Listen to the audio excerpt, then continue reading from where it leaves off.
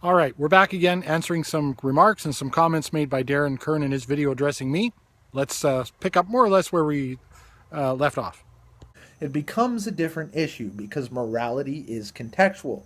And it's, well, misleading, Caprice's Black Box, although I have no doubt that you didn't do this on purpose, to equate societal morality and individual morality and interpersonal morality. These are all different things. Okay, well, I don't think it's so much misleading for me to equate personal morality with interpersonal morality and societal morality and things like that. I think we actually just have a fundamental disagreement as to how we view these things. And yeah, I actually intentionally conflate those things because I think they are the same. First of all, I'm not sure about personal morality. I think it's all interpersonal morality. Societal morality, and as Darran is going to say, family and country and all those things, it's all the same morality.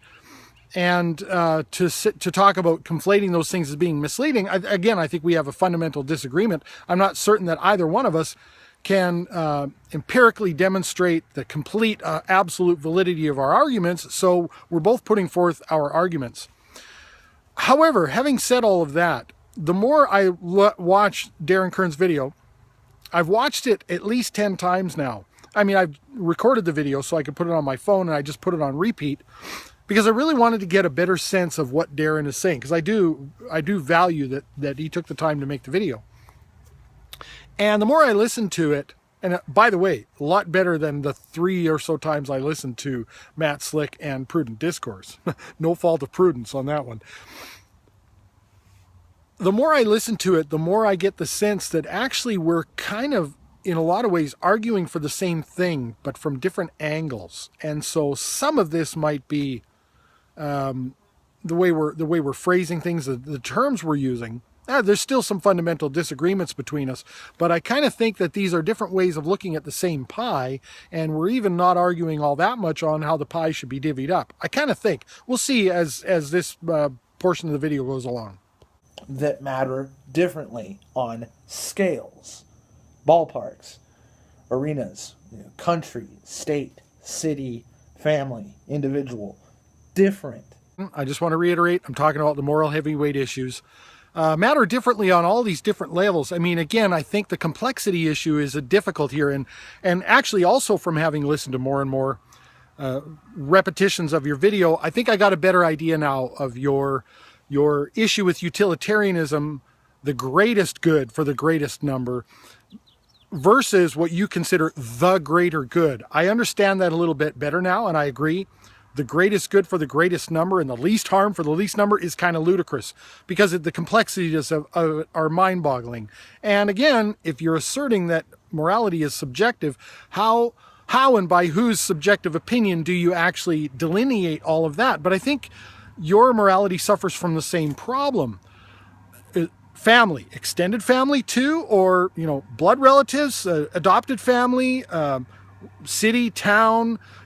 There's just too many. And how do you demonstrate the validity of a different ethical system for a city versus a family versus a country versus a continent versus another grouping, NATO or something like that? I think the complexities of that are, maybe they're not what the utilitarians might be suggesting, but I think they're at least an echo of that. And I think that suffers from the same issue.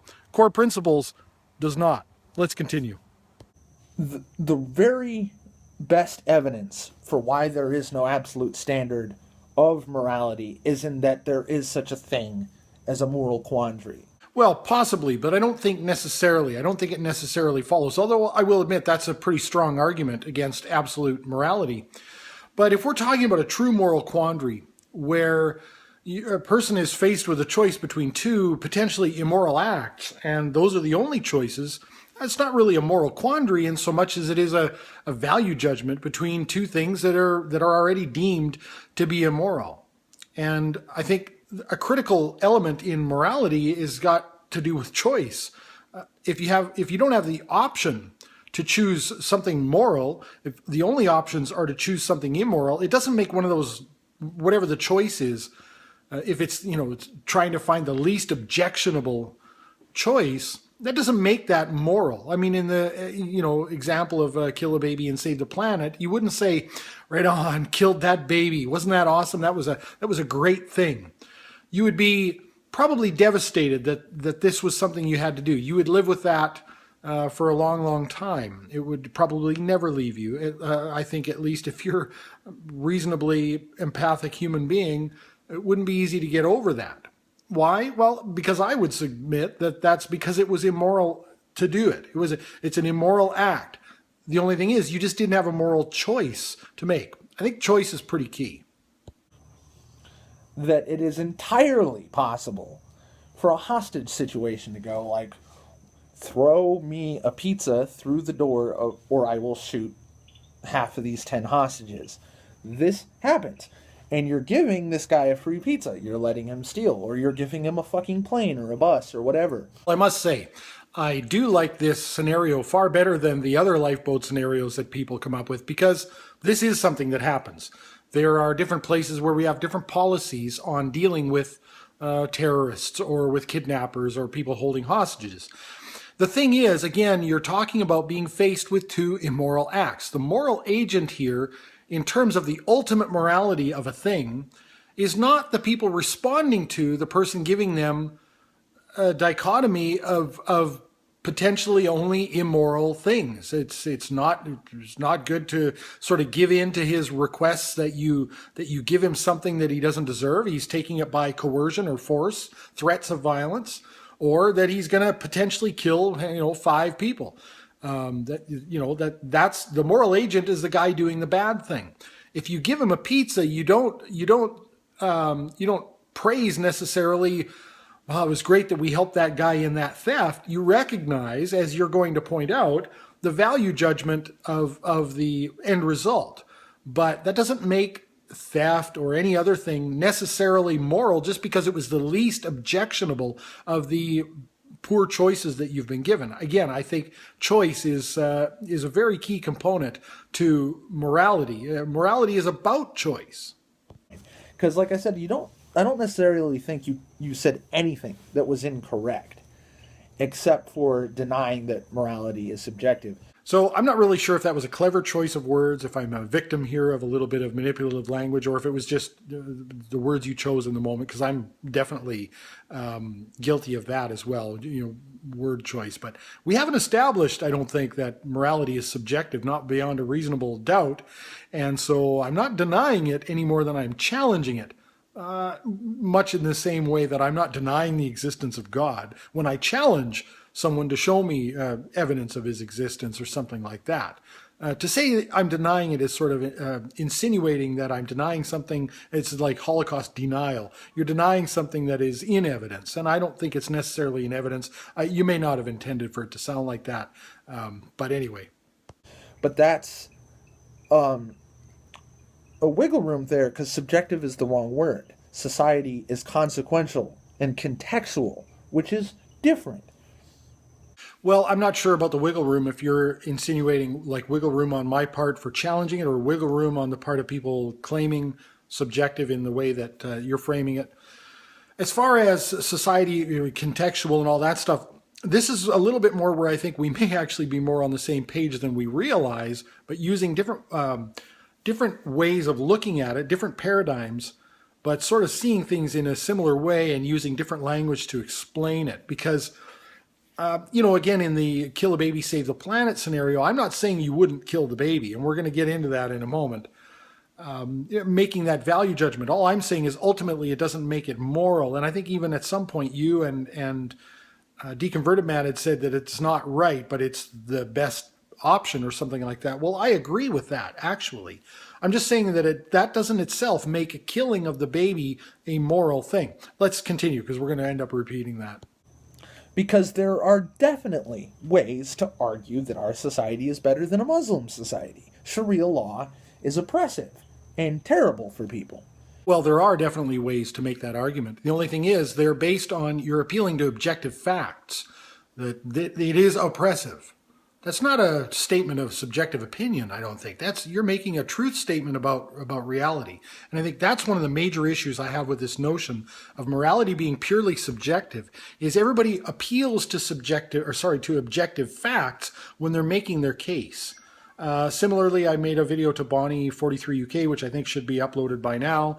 And that's exactly what I said there. We talk about morality being subjective and there's no absolute right or wrong answer, but we don't extend that same courtesy or consideration to Christians, for instance, or any religious person that denies medical attention to their child in favor of prayer, et cetera, et cetera. We suddenly speak in the absolute, unequivocal terms when we're faced with a real moral, or an actual kind of moral dilemma.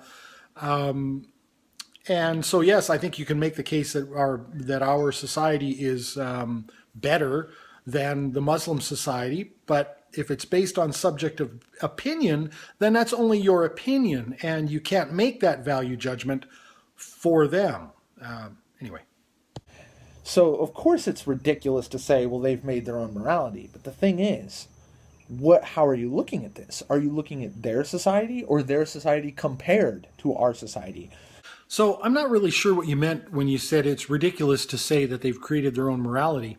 To me, isn't that sort of is akin to what your argument is, that, you know, morality is contextual, it's based on the specific environment, the specific people, it's subjective, et cetera, et cetera. There's no absolute right or wrong in any given situation. So I'm probably misreading what you're saying there. If you want to clarify that further, you're welcome to. As far as what am I comparing? What am I comparing their society to? I think we're all immersed in our culture from a young age. I think it'd be pretty hard to avoid making those comparisons. I think ideally one should avoid the comparison to your own culture and compare the morality of a given culture, society, person, whatever, to a set of objective standards. And I think we do that. I think, yeah, of course, we compare other societies to our own, but ultimately we compare other societies to an objective standard that we seem to at least indicate exists if we don't believe it somehow. And again, I'm referring to, by indicating, is the language that we use and the fact that we tend to try to export our morality to other people, to other states, to other nations, overseas, you name it. And that I think can only be done honestly if you believe that there is an objective set of standards, an objective ethical code, or whatever you want to call it, that you can export to other people. Otherwise,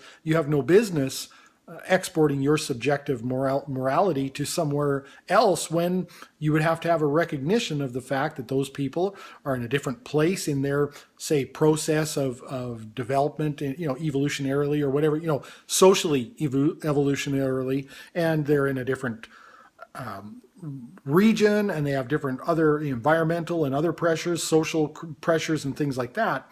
And to make absolute statements about morality, as we do, I think you would have to only be coming at it from an idea of objective morality for that to be genuine, right? Because morality is also comparable, and a lot of the ways that we make moral judgments is by comparing. Yes, you compare often. Am I as bad as Hitler? Well, yes, but by what metric? What is the definition of bad? What is the standard? You can't compare the two without referring to something outside of yourself, right? Am I as bad? By what metric? What are you even talking about? When you compare yourself to Hitler or compare our society to another society, you're comparing the two as to how they rate on a scale that's established by a standard, right? And there are standards, but they are not set in stone. Well, not set in stone. That sounds a little bit too much like things chiseled on a stone tablet somewhere. A little too theistic sounding for me, but I'm kidding. Well, there are standards, but they're not set in stone. Well, that's what a standard is, I think. A standard is a prescriptive, here is, and I'm not saying that it is like that it's prescriptive. I think it's something that we are uncovering slowly as a species. And to say that there's a standard, I mean, keep in mind, if you were over there, you would be leveling the same kind of accusations back across the ocean and saying, you Westerners are immoral. You got to get your women in check. You're allowing, and they do, of course, right? And they're making a whole bunch of ethical statements about the way we conduct ourselves in our society based on their particular beliefs. But the thing is, human beings aren't fundamentally all that different, right? Genetically, we're certainly not all that much different from each other. But even fundamentally, the laws of rationality and all that stuff, that all applies the same. The belief systems can be different, but we're not fundamentally really all that different from one another. Is it really possible that those two ethical systems can be valid at the same time, on the same planet, applying to the same species? I don't think so. I think if one is saying this ethical system is the right way to do things, and another society is saying this ethical system is the right way of doing things, if they're kind of in opposition to each other, in other words, mutually exclusive, like one is arguing for the subjugation of women, essentially, and the other is arguing for the freedom of women, then one of them probably has to be wrong. I mean, we're in agreement that there are standards here, but I just don't think that you could say they're not set in stone or they're not absolute, they're not objective.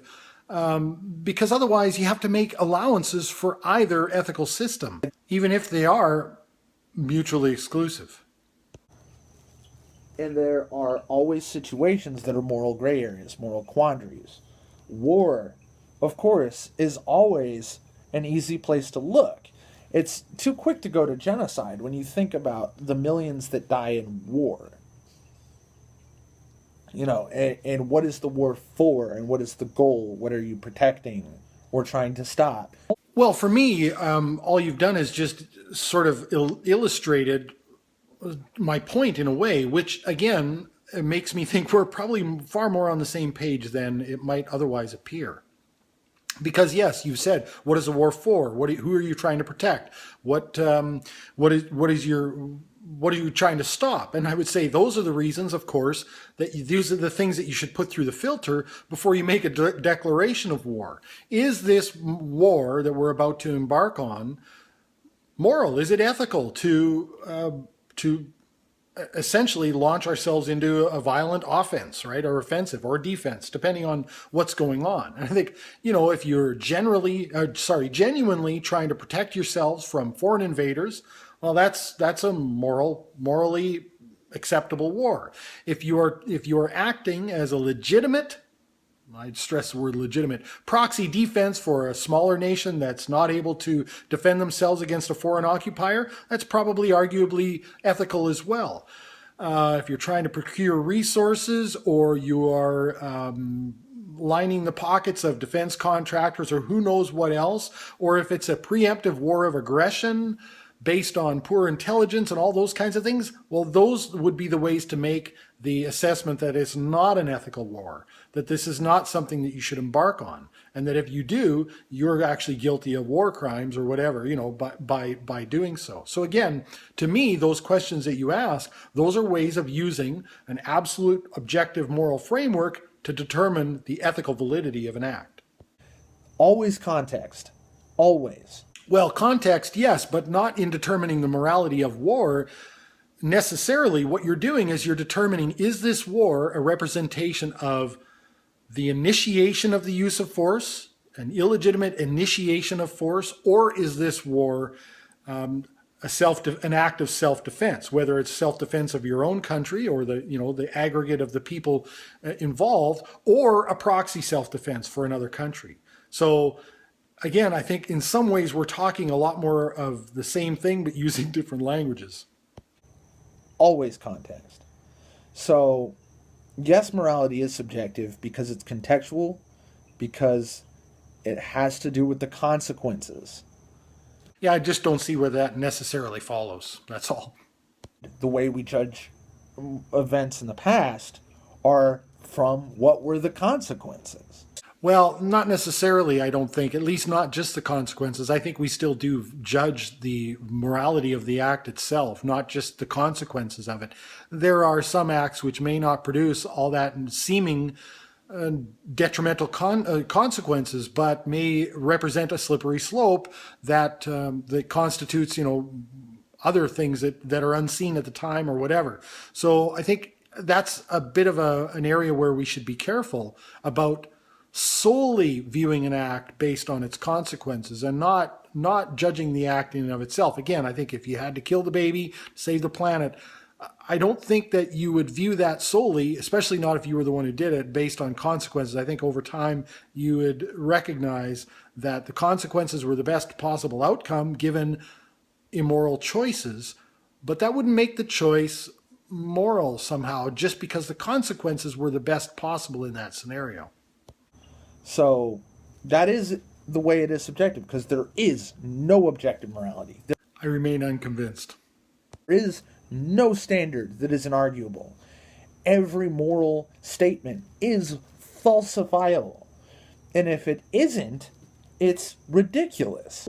Inarguable, I'm not so sure. Falsifiable, I'm not exactly sure what you mean. My brain is stuck thinking about science and, unfalsifiability. But the only thing I will say there is that I think, again, this comes from a different paradigm that we're looking at things, because you're talking about things maybe, I think, not being inarguable, because you could say, well, in this situation, in this context, it would be the right thing to do. And what I'm saying is the act itself doesn't become moral just because of the context. Whether or not it's the correct choice, the least objectionable choice, is different. But it doesn't make it a moral act. And so in some ways, we're still talking kind of very similar things, just using different language to get there. To say, well, this is always wrong. Well, no. There is possible. You can't say it'll never happen. You can never say, crush this baby with a sledgehammer or else I'll nuke a city. That will never happen. You are correct. And of course you are correct. Now, the issue that I have with these kind of lifeboat scenarios is that they're often used as a way of arguing for something, providing, a dichotomy that we're not likely to see in order to make an argument for something. In this case, flexible morals, maybe. Tongue in cheek.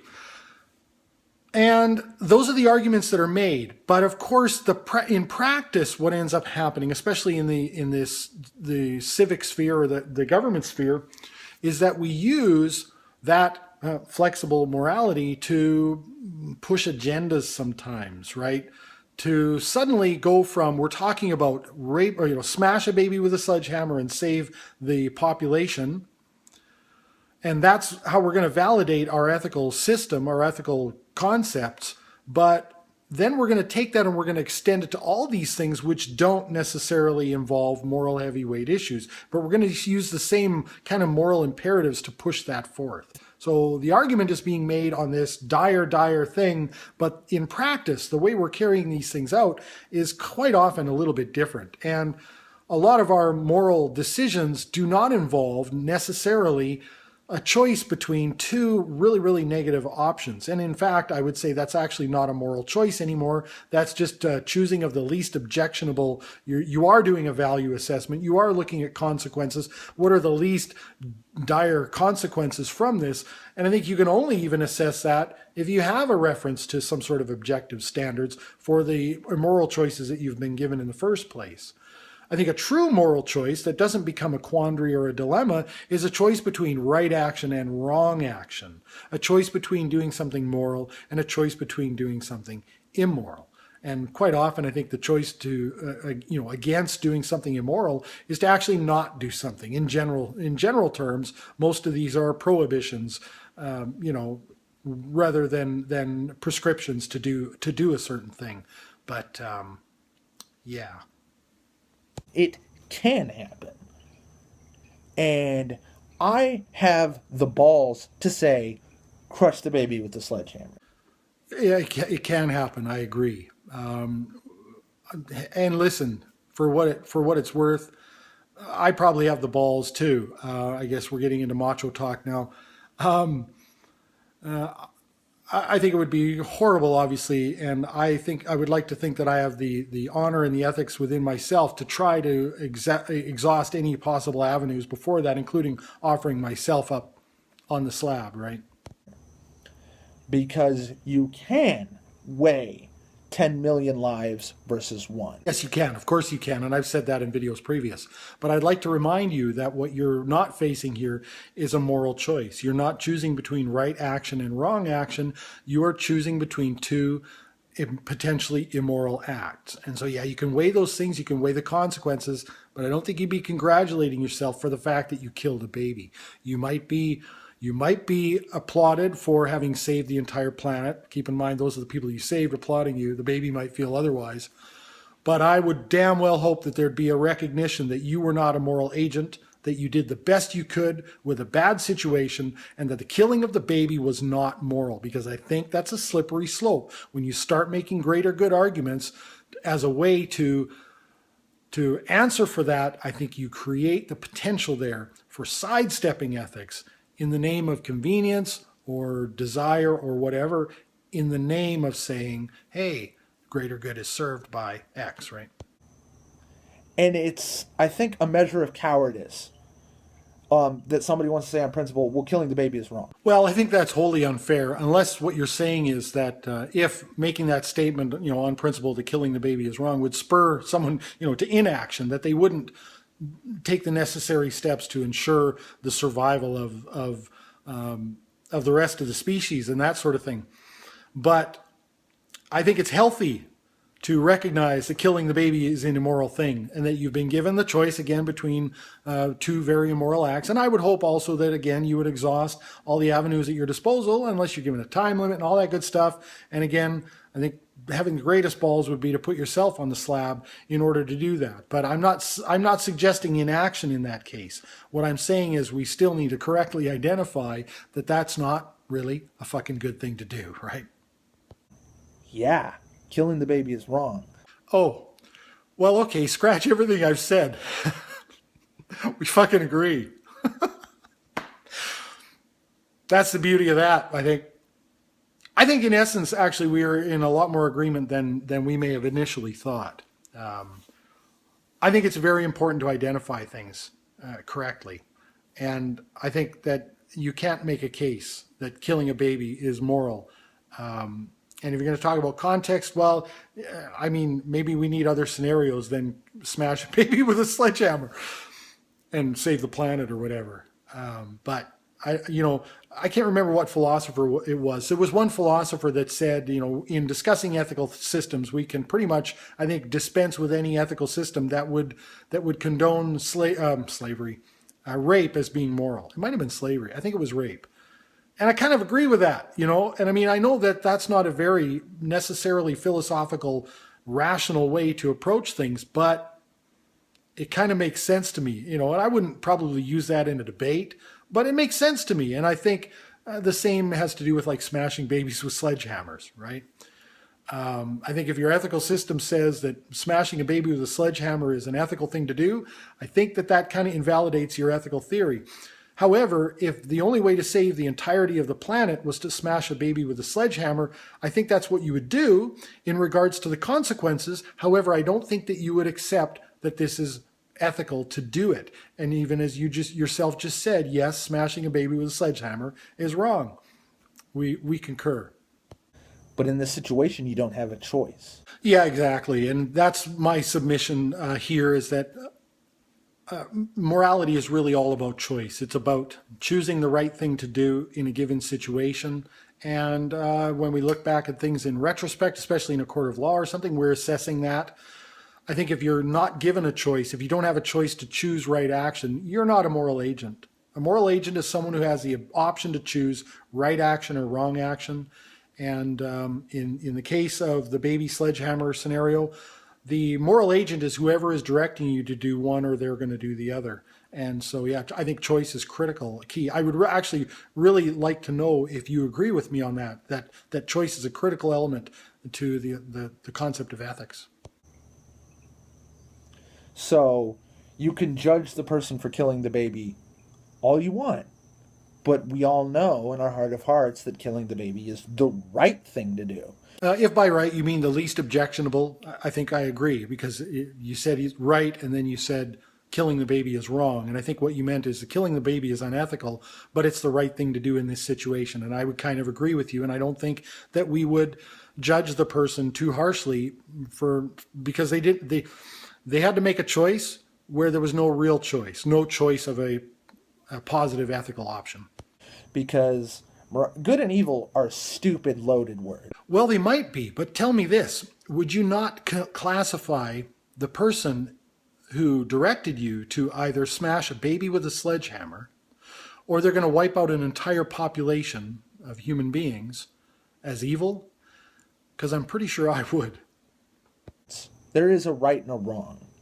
And there's no 100% right, and there is no 100% wrong ever. And that's why morality is consequential, contextual, comparable, and really subjective. Thanks for watching. Okay, unscratch everything I said. Maybe we're not in such agreement after all. Again, I think it's a little bit unclear because now we're using right and wrong and right and evil and moral and evil and right and unethical and all of these different terms. And correct action, or the most reasonable action, is not necessarily going to be the same as what is ethical. Not necessarily, and that's why I have a problem with assessing consequences to determine the ethics of something. You could use the consequences to determine what might have been the best course of action given the situation. But I've always used the analogy, I think I've used this with Christians before, maybe it works here. If someone comes along and says, choose an arm to have severed, or I'm going to cut them off, I'm going to cut both of them off. If I choose to have my left arm severed because I'm right-handed, that doesn't mean I wanted my left arm severed, right? It wasn't a very good choice to make. I had to choose the least of two objectionable options. It doesn't mean I wanted that. And I think in the same way, choosing the least of two very objectionable options does not make that choice moral or ethical. It may be the correct or the sort of the best possible choice to make given the aggregate of everything, but that doesn't make it ethical. So, I think that's actually an important distinction to make. But anyway, I'm going to end it there. And again, I really, really appreciate the dialogue. I think it's all great too, of course, because what it ultimately means is that we're probably a couple of fairly ethical guys, although I saw you put some stuff in text comments that makes me think maybe a little bit less so, at least by your own admission. I don't know what you were referring to there, but I think it's important, obviously, that we have these discussions, and I think it helps us advance and, hopefully move towards a more and more ethical future, whatever that means, because that would have to be objective somehow, wouldn't it? If we're becoming more of something, how could we become more subjective? Anyway, thanks for watching. Thanks for the engagement. And thanks everyone who has made it this far for putting up with this. Bye for now.